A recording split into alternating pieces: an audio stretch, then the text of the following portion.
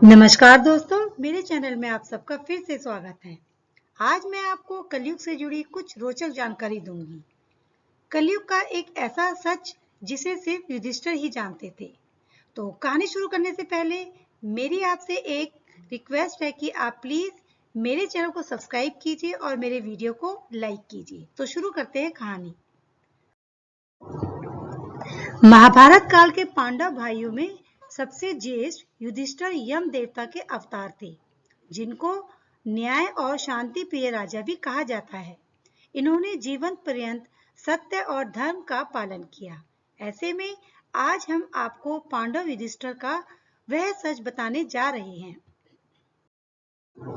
जिससे आपके हृदय में उनके लिए सम्मान और अधिक बढ़ जाएगा। जी हाँ, यह सच है कि युधिष्ठिर जानते थे कि आने वाला समय यानी कलयुग का दौर कैसा होगा, और बिल्कुल वैसी ही परिस्थितियां वर्तमान में देखने को मिल रही हैं।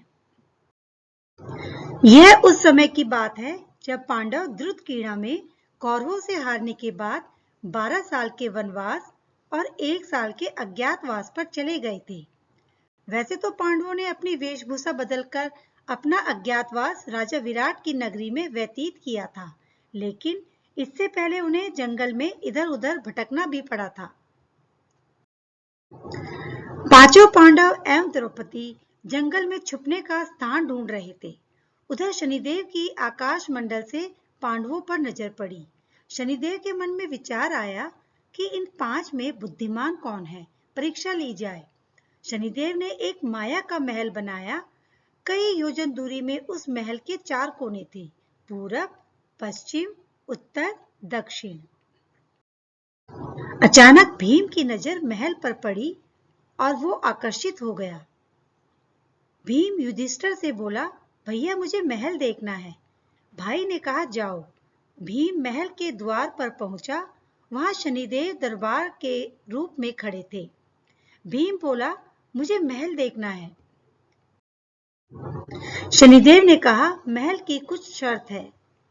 महल में 4 कोने हैं, आप एक ही कोना देख सकते हैं। दूसरा, महल में जो देखोगे उसकी सार सहित व्याख्या करोगे। तीसरा, अगर व्याख्या नहीं कर सके तो कैद कर लिए जाओगे। भीम ने कहा, मैं स्वीकार करता हूँ, ऐसा ही होगा। और वह महल के पूर्व छोर की ओर गया। वहां जाकर उसने अद्भुत पशु पक्षी और फूलों एवं फलों से लदे वृक्षों का नजारा देखा। आगे जाकर देखता है कि 3 कुएं हैं, अगल बगल में छोटे कुएं और बीच में एक बड़ा कुआं। बीच वाला बड़े कुएं में पानी का उफान आता है और दोनों छोटे खाली कुओं को पानी से भर देता है। फिर कुछ देर बाद दोनों छोटे कुओं में उफान आता है तो खाली पड़े बड़े कुएं का पानी आधा रह जाता है। इस क्रिया को भीम कई बार देखता है, पर समझ नहीं पाता और लौटकर दरबान के पास आता है। दरबान कहता है, क्या देखा आपने? भीम ने कहा, महाशय, मैंने पेड़ पौधे पशु पक्षी देखे। वो मैंने पहले कभी नहीं देखे थे, जो अजीब थे। एक बात समझ में नहीं आई, छोटे कुएं पानी से भर जाते हैं, बड़ा क्यों नहीं भर पाता, ये समझ में नहीं आया। दरबान ने कहा, आप शर्त के अनुसार बंदी हो गए हैं, और बंदी घर में बैठा दिया। अर्जुन आया, बोला, मुझे महल देखना है। दरबान ने शर्त बता दी और अर्जुन पश्चिम वाले छोर की तरफ चला गया। आगे जाकर अर्जुन क्या देखता है, एक खेत में 2 फसल उग रही थी। एक तरफ बाजरे की फसल, दूसरी तरफ मक्का की फसल। बाजरे के पौधे से मक्का निकल रहा था, मक्का के पौधे से बाजरा निकल रहा था। अर्जुन को कुछ अजीब लगा, कुछ समझ नहीं आया, वापस द्वार पर आ गया। दरबान ने पूछा, क्या देखा? अर्जुन बोला, महाशय, सब कुछ देखा, पर बाजरा और मक्का की बात समझ में नहीं आई। दरबान ने कहा, शर्त के अनुसार आप बंदी हैं। नकुल आया, बोला, मुझे महल देखना है। फिर वह उत्तर दिशा की ओर गया। वहां उसने देखा कि बहुत सारी सफेद गायें जब उनको भूख लगती है तो अपनी छोटी बच्चियों का दूध पीती हैं। उसे कुछ समझ नहीं आया। द्वार पर आया। दरबान ने पूछा, क्या देखा? नकुल बोला, महाशय, गाय बच्चियों का दूध पीती है, यह समझ नहीं आया, तब उसे भी बंदी बना लिया। सहदेव आया, बोला मुझे भी महल देखना है, और वह दक्षिण दिशा की ओर गया। अंतिम कोना देखने के लिए क्या देखता है, वहां पर एक सोने की बड़ी शिला एक चांदी के सिक्के पर टिकी हुई डगमग डोले पर गिरे नहीं, छूने पर भी वैसी ही रहती है। समझ नहीं आया। वह वापस द्वार पर आ गया और बोला, सोने की शिला की बात समझ में नहीं आई। तब वह भी बंदी हो गया। चारों भाई बहुत देर से नहीं आए। तब युधिष्ठिर को चिंता हुई। वह भी द्रौपदी सहित महल में गए। भाइयों के लिए पूछा, तब दरबार ने बताया कि वो शर्त अनुसार बंदी हैं। युधिष्ठिर बोला, भीम तुमने क्या देखा? भीम ने कुएं के बारे में बताया। तब युधिष्ठिर ने कहा, यह कलयुग में होने वाला है। तुमने जो कुएं देखे थे उससे तात्पर्य यह था कि कलयुग में एक बाप तो दो बेटों का पेट पाल लेगा, लेकिन दो बेटे मिलकर एक बाप का पेट नहीं भर पाएंगे। भीम को छोड़ दिया।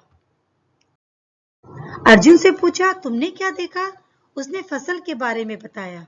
युधिष्ठिर ने कहा, यह भी कलयुग में होने वाला है।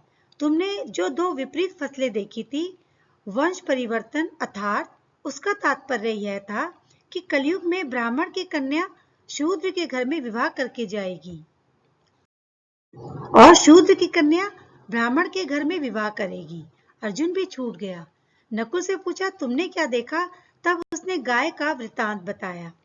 तब युधिष्ठिर ने कहा, तुमने जो बछिया का दूध पी रहे गौ माताओं को देखा था, उसका तात्पर्य यह है कि कलयुग में माताएं अपनी बेटियों के घर का दाना पानी खाएगी, क्योंकि बेटे अपने माता पिता की सेवा नहीं करेंगे। सहदेव से पूछा, तुमने क्या देखा? उसने सोने की शिला का वृत्तांत बताया। तब युधिष्ठिर बोले, तुमने जिस सोने की शिला को चांदी के सिक्कों से टिका हुआ पाया था, उसका तात्पर्य यह है कि कलयुग में पाप के प्रकोप से धर्म का अस्तित्व खतरे में आ जाएगा, लेकिन धर्म कभी समाप्त नहीं होगा, यानी वह सदैव टिका रहेगा। तब शनिदेव ने परीक्षा के द्वारा जाना कि युधिष्ठिर सबसे अधिक बुद्धिमान है। इस प्रकार देखा जाए तो वर्तमान में यह सब बातें सच होती नजर आ रही है। आज के इंसान धन, संपत्ति और लोभ के वशीभूत होकर अपने ही रिश्तों को बदनाम करने में लगे हुए हैं। हर तरफ असंतोष, ईर्ष्या और दुखों का अंबार लगा हुआ है। देवी स्वरूप स्त्रियां हर रोज प्रताड़ित और शोषित हो रही है।